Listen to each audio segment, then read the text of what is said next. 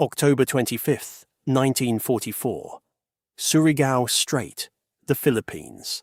3 o'clock in the morning.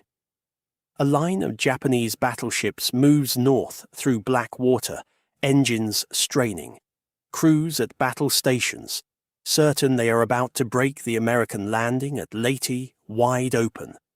Ahead of them, in the dark, sits a wall of American battleships they should never have had to face again, because these ships had already been sunk once, by the Japanese, almost 3 years earlier, at Pearl Harbor, West Virginia, California, Tennessee, Maryland, Pennsylvania. Ships the Imperial Japanese Navy had watched go under in flames and oil on December 7th, 1941. Ships that should have been scrap metal at the bottom of a harbor. Instead, they were about to cross the T of a Japanese battle line and open fire with a fire control system the enemy did not know existed. The Japanese commander, steaming into that strait, believed he was walking into a fight he understood. He had studied American battleships. He knew their guns, their armor, their speed. What he did not know was that the ships waiting for him were not the ships he remembered. They had been rebuilt from the inside out, and what looked like old, slow battle wagons was actually one of the most lethal naval ambushes of the Pacific War. This is the story of how the US Navy raised its own graveyard and used it to destroy the fleet that put it there. Admiral Shoji Nishimura commanded the southern force of Japan's last great naval gamble, Operation Sho-Go. His orders were simple and brutal: force Surigao Strait, smash into Leyte Gulf, and destroy the American invasion fleet before it could dig in. Nishimura had every reason to believe this was possible. Japanese battleship crews had trained obsessively in night combat since the 1930s, built around the doctrine of the long lance torpedo, a weapon with range and speed no American torpedo could match. Japanese optics and rangefinders were considered superior. Japanese sailors had won night battles before, cutting American cruiser forces apart in the black waters off Guadalcanal in 1942. Nishimura's battleships, Yamashiro and Fuso, were older designs, but that did not concern him. Age was not the deciding factor in his mind. Aggression was. Japanese naval doctrine for over a decade had preached that a smaller, faster, more decisive force could destroy a larger one through darkness, torpedoes, and violence of action before the enemy even understood what was happening. He also knew exactly which American battleships he might encounter.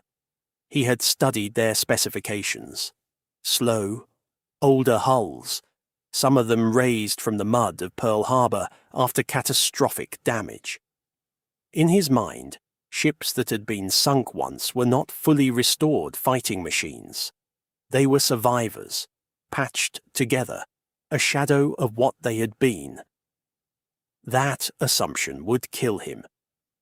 What Nishimura did not understand was what the United States Navy had spent 3 years building inside those old hulls. After Pearl Harbor, the Navy did not simply patch the damaged battleships and send them back out with 1941 technology. West Virginia, California, and Tennessee were razed, gutted, and reconstructed almost from the keel up. New engines, new armor arrangements, and most critically, entirely new fire control systems built around radar. This was the hidden edge Nishimura never accounted for. American gunnery officers no longer depended primarily on optical range-finding in darkness. They had Mark 8 fire control radar capable of tracking enemy ships with a precision that made night combat a completely different equation than it had been in 1942. Commanding this force was Rear Admiral Jesse Oldendorf, and his plan was not built around individual ship heroics. It was built around geometry, patience, and discipline. Oldendorf positioned his battleships across the northern end of Surigao Strait in a formation designed to do one thing: cross the T. Every American gun could bear on the approaching Japanese column, while the Japanese ships, strung out in a line, could only fire their forward guns back. Before the battleships even opened fire, a screen of American destroyers and PT boats waited in the strait specifically to bleed the Japanese force before it reached the main battle line. This was not improvisation. This was a layered kill zone built in advance using terrain, timing, and technology the Japanese command did not fully grasp. Nishimura was walking into a system, not a battle line. By the time Nishimura's force entered the narrow waters of Surigao Strait, they had already been reduced. American PT boats attacked first, harassing and probing, forcing the Japanese formation to bend and adjust in the darkness. Then came the destroyers, closing fast, firing torpedoes into the column with brutal effect. Fuso was struck and began to fall out of the fight, burning. Still, Nishimura pressed north with Yamashiro, refusing to break off. This was the doctrine he had trained for his entire career. Push through resistance, close the distance, let Japanese aggression and torpedo superiority decide the battle. He believed the worst was behind him. The worst had not started yet. Ahead of him, unseen in the dark, 6 American battleships sat in perfect firing position, radar locked onto his ships before Japanese lookouts could even confirm exact American positions with their optics. Oldendorf's cruisers had already begun engaging, and the battleship line was preparing to fire. This is where the story becomes almost unbearable to watch unfold, because the Japanese force was sailing directly into the one geometric nightmare every navy fears: the cross T, at night, against opponents with radar-directed guns. Nishimura believed his column still had room to maneuver, still had the initiative. In reality, he was already boxed in, and the deadliest part had not even opened fire yet. At 3:51 a.m., West Virginia's radar-directed 16-inch guns opened fire on Yamashiro at a range where Japanese optical rangefinders could barely see a target, let alone lock onto one. California and Tennessee followed almost immediately, their radar systems tracking Yamashiro with a precision Japanese gunnery officers could not replicate in the dark. Salvo after salvo landed with a consistency that had nothing to do with luck. This was the payoff of years of retraining, rebuilding, and technological investment the Japanese command never fully priced into their calculations. Yamashiro absorbed hit after hit. Fires broke out along her superstructure. Her return fire was inaccurate and increasingly desperate, aimed at muzzle flashes rather than confirmed radar-tracked positions, because that was all Japanese optics allowed in these conditions. The ships that were supposed to be washed-up relics of Pearl Harbor were now executing one of the most lethal, disciplined battleship bombardments of the entire war. Nishimura's assumption that sunk once meant diminished forever was being disproven shell by shell. But the battle was not finished collapsing on him yet. Fuso, already crippled by earlier torpedo hits, broke apart and went down, taking most of her crew with her. Yamashiro, still under savage fire from Oldendorf's battle line, pressed forward briefly, then began to lose steering and propulsion as the damage compounded. American cruisers and destroyers continued pouring fire and torpedoes into the column, exploiting the chaos.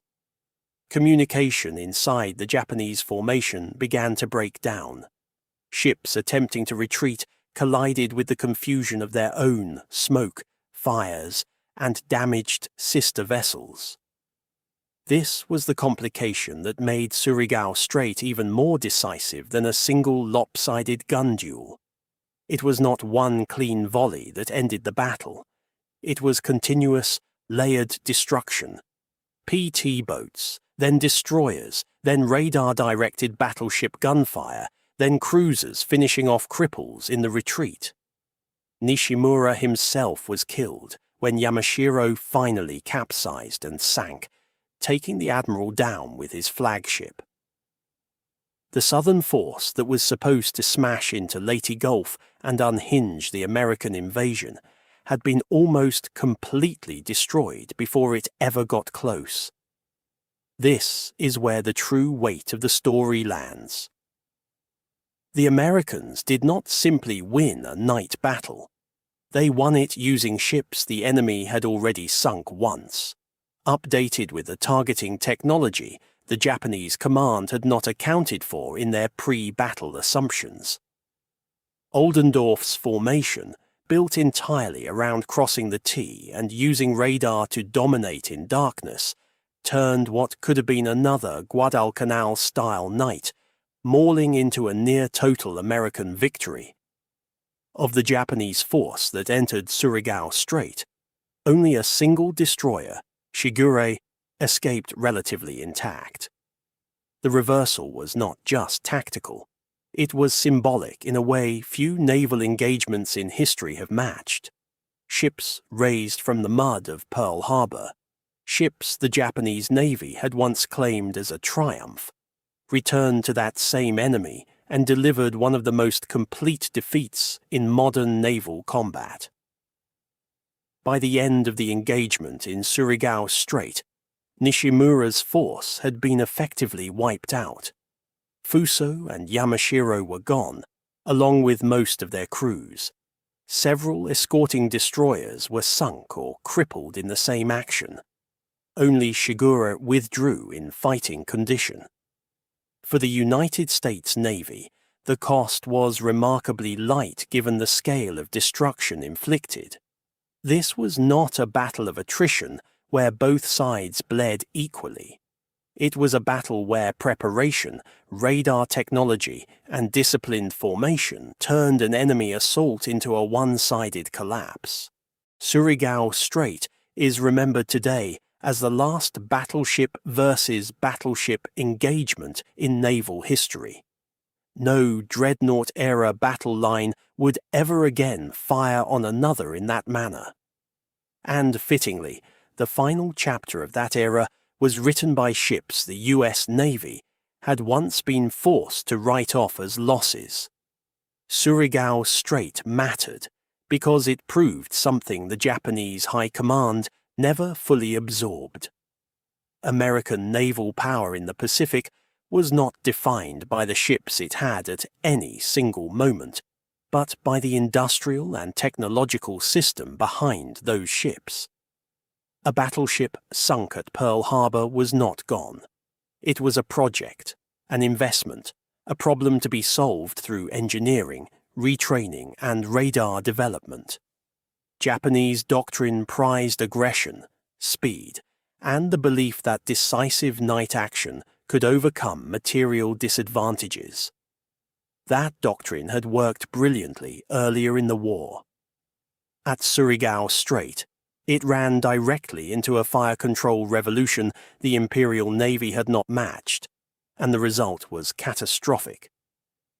For the US Navy, the battle validated years of quiet, unglamorous investment, radar research, damage control training, salvage engineering, gunnery science. None of it made for dramatic headlines in 1942 or 1943. All of it paid off in a single night in October 1944. The ships that should have stayed sunk did not just return to service. They returned as more dangerous versions of themselves, and the enemy who once celebrated putting them on the harbour floor never saw the reversal coming until 16-inch shells were already finding their range in the dark. Pearl Harbor was supposed to be an ending. Japan believed it had removed those battleships from the war permanently. Instead, it had only interrupted them. At Surigao Strait, the same ships closed that chapter on their own terms. In the one place doctrine and confidence could not save an enemy from a system he never fully understood. That is the real measure of American naval power in the Pacific. Not the ship that never falls, but the nation that refuses to let a fallen ship stay fallen.